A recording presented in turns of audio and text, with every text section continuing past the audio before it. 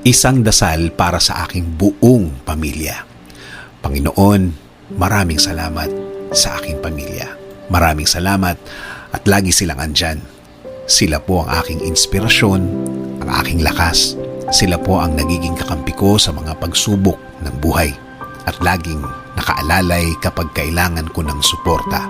Lord, kasama po ng aking dasal na ito na mas mapalapit sila sa iyo, mas makilala ka nila, mas malaman pa nila ang iyong kabaitan, kasama ng nakita nila sa aking buhay na ikaw ang pinagkukunan ko ng lakas sa araw-araw.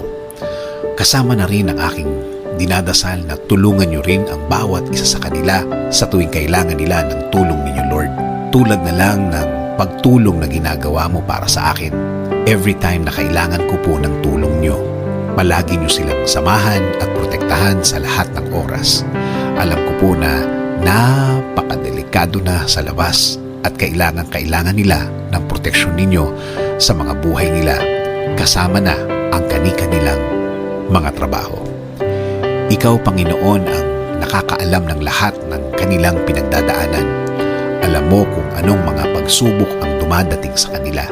At alam ko, Lord, na ikaw lang ang makakatulong at makakasuporta sa kanila dahil alam mo ang kani-kanilang mga buhay. Bigyan mo sila ng talino para kanilang magamit sa tuwing may dalahin sila sa kani-kanilang mga buhay. I-remind mo sa kanila na ikaw lang ang panggagalingan ng mga bagay na ito, mga tulong na ikaw lang ang makakaprovide. Tulungan niyo rin po ang pamilya kong may pinagdadaanan sa kani-kanilang araw. Mga taong ayaw magsalita tungkol sa kanilang mga problema at nagdesisyon na lang na manahimik na lamang and decided to keep it to themselves. Panginoon, alagaan niyo po ang lahat ng magulang, kapatid, at lahat ng miyembro ng pamilyang Pilipino. Patuloy niyo kaming ilayo sa lahat ng uri ng sakit. Ilayo niyo po kami sa lahat ng uri ng masama. Manatili po sana ang inyong peace sa aming mga puso at isipan.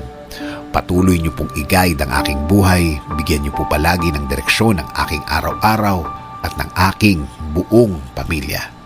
Patawarin niyo po kami sa lahat ng aming kasalanan sa inyo, Panginoon. In Jesus' name we pray. Amen. Sabi nga sa Colossians 3:13, bear with each other and forgive one another. If any of you has a grievance against someone, forgive as the Lord forgave you.